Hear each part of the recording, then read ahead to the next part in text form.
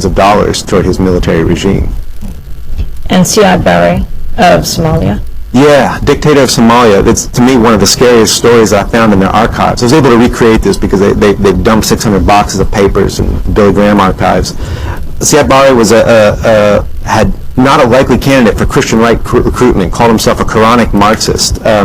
But in the early 80s, the Soviets had abandoned him. There had been a power shift between Somalia and Ethiopia. He was in the market for a new patron.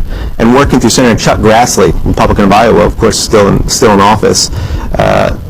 Talk more about Chuck Grassley, who certainly is in the news now, who together with Max Baucus heads the Senate Finance Committee. Baucus, Democrat, Grassley, Republican, very powerful figure, especially around healthcare right now. Indeed. And Grassley's been involved with the organization for quite some time, since the 80s, when he traveled to Somalia to join Siad Barre in prayer to Jesus, and he brought with him a defense contractor named Bill Brehm.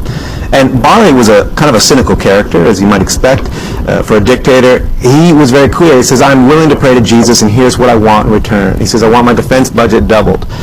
He says, I want meetings for my officials with the Reagan White House, and I want a sort of a hands-off policy while I crack down on some rebels.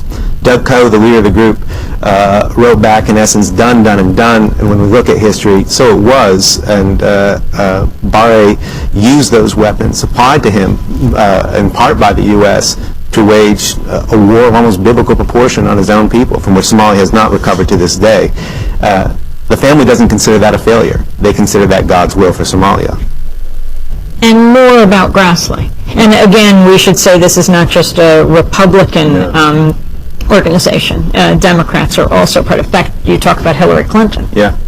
Praying with them. I think that's one of the most important aspects of this. I think too often progressives tend to see the Christian right as simply an auxiliary of the Republican Party, whereas the movement, especially through the family, has recognized that you stay in power not by aligning yourself too closely with one faction, but by having lots of friends.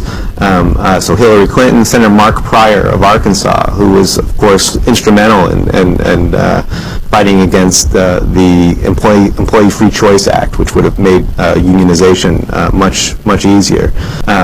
He explained to me the family's approach to democratic bipartisanship. He said, Jesus didn't come to take sides, he came to take over. That's a Democrat speaking. So Republicans and Democrats working together. Chuck Grassley, a guy who's been involved for such a long time.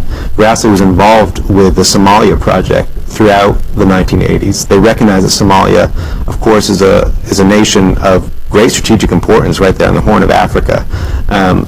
So even as they are pursuing what they say is a religious agenda, it's also meshing very neatly with a certain kind of agenda of American expansionist power and oil, frankly. Rarely is the devastation of the failed state of Somalia talked about in terms of its history, that the U.S. for decades supported this dictator, Siad Barre. Yeah, exactly. The story for most Americans begins with George Bush very nobly sending over these troops to fight the warlords. It begins with Black Hawk Down. And we don't recognize that it was really, in this, Somalia is almost a purest case possible of U.S. support for an absolutely murderous regime. In the face of all odds, too. There's nothing, it seems, that Barre could do to dissuade the family that he was worthy of support, even to the point of insulting Doug Coe, the leader of the group, who used sad case, the death of his son, wrote to Barre. He said, my son has died today, and as he was dying, he was speaking of you and how important you are. It was a strange, crass move. Barre didn't play along. He said, I never knew your son, but keep the money flowing.